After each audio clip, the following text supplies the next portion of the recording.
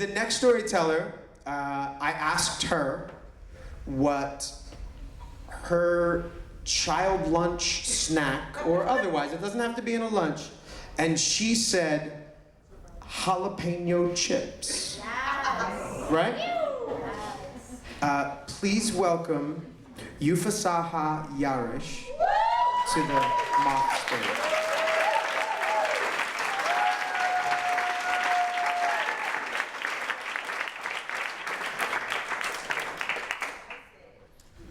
This crowd has grown like 5-fold since my first Moth night. It's amazing. It's amazing. So I'm an optimist because my mother was an optimist. She was this amazing woman. She was brought up Catholic school, strict family, and she discovered a new savior, Corona. So being a single mother, she grew up 2 daughters in New York City, and we had all sorts of adventures. We camped out, abandoned houses, interesting people, and throughout it all, she always told us to think big. You know, we can do and be whoever we wanted to be, and to dream. So draw your dream house, draw your dream bedroom. So we did. You know, we have a writing paper. It's gorgeous. So growing up as an adult, I was a dreamer, and one of my dreams was to be a mother, and I knew I would. And I met my dream boyfriend, who became my dream husband. You know, life was great.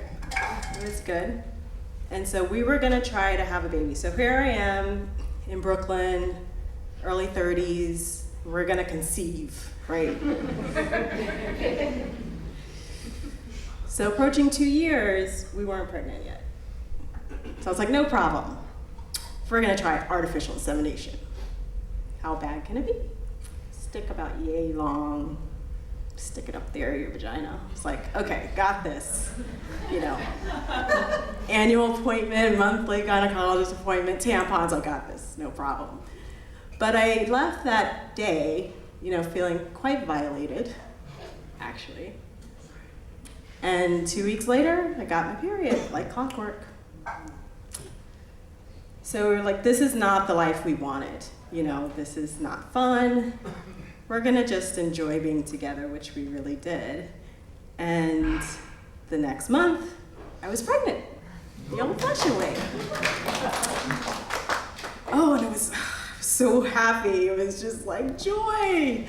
And my body was like swelling, and there were things moving inside of me involuntarily, and I was swelling, and I was happy, and I was laughing, and I was crying, and I was laughing some more. It was just the most amazing thing in the world. And it's funny when you are pregnant, everything around you seems like not quite right, you know? The dream loft apartment in Brooklyn wasn't right. Like it was too open. It was too small. So we decided we're gonna renovate. So we moved out, we packed up everything, packed up the belly and the belly pillow, my other perfect boyfriend. And we moved out close by, and the gutting started. And I said, I want a midwife. So this woman descended from like heaven.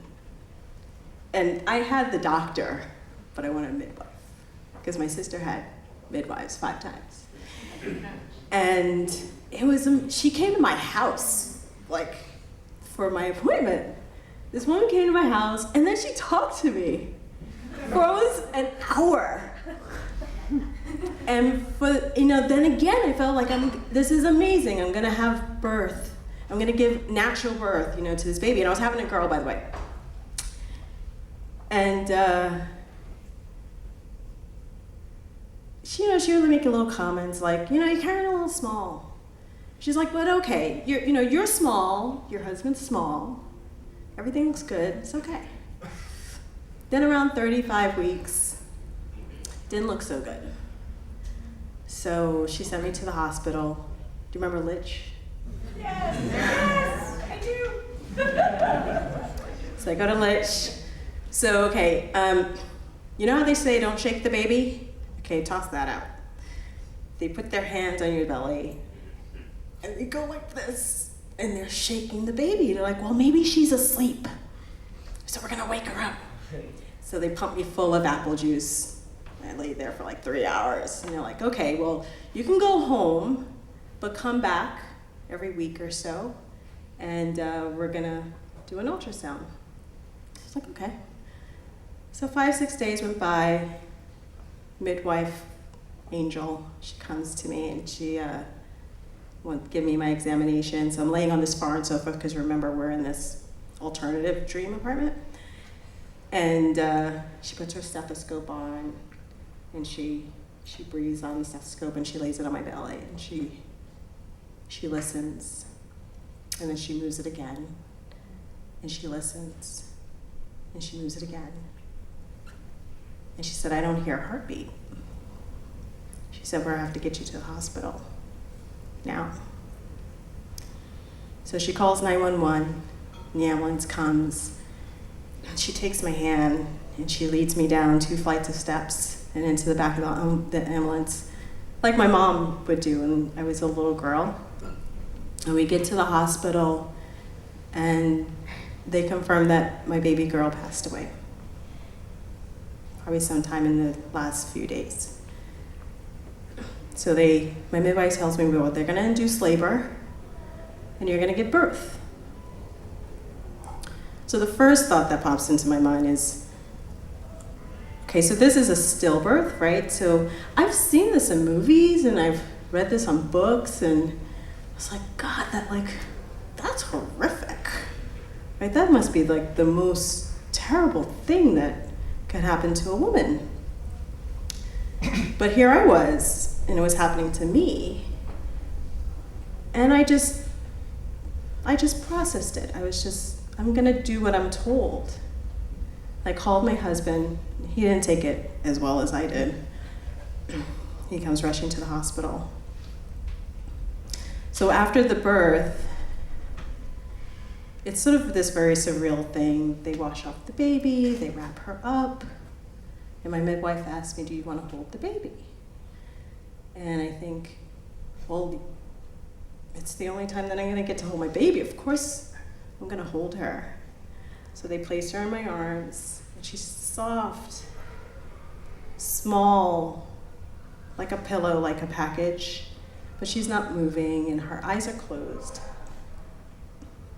And I lay her down in the bed and I unwrap her.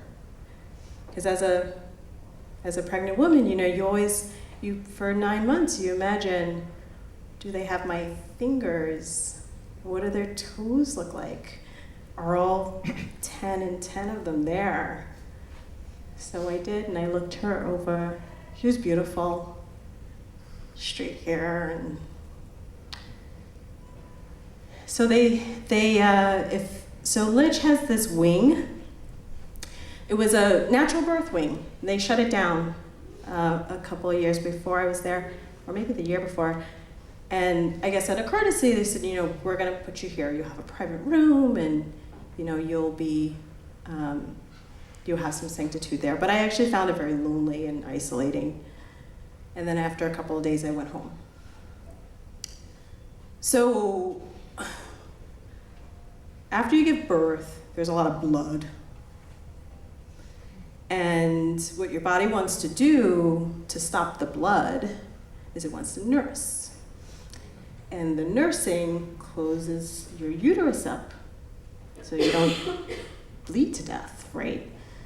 So I got medication so that this process will happen.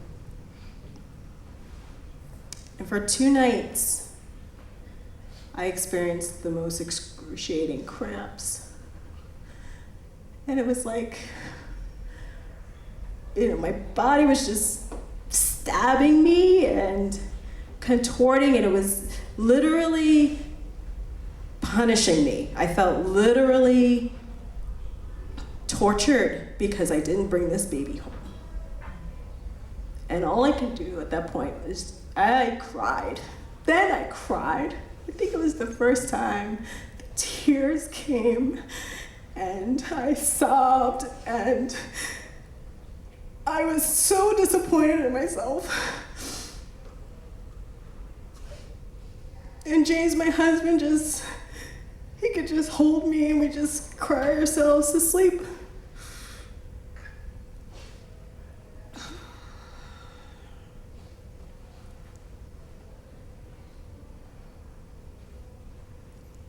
We decided to cremate her. Her name was Janae Yarish.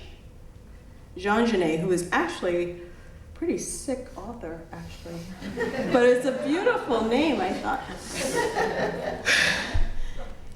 So we cremated her, and we didn't know what to do with her.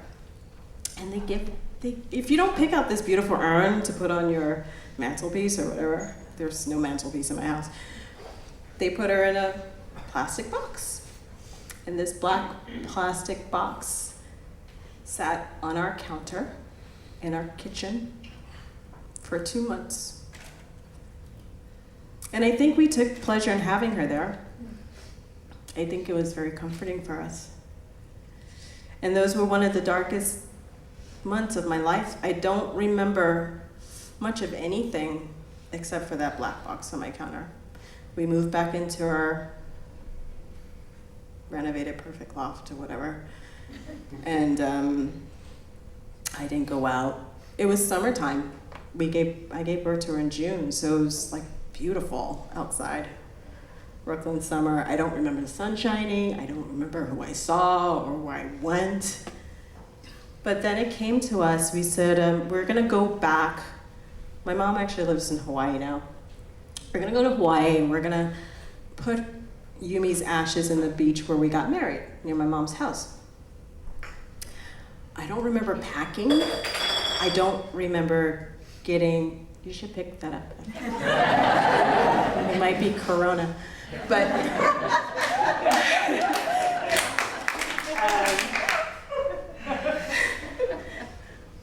yeah, I don't remember getting on a plane. We were there for, I think, a week.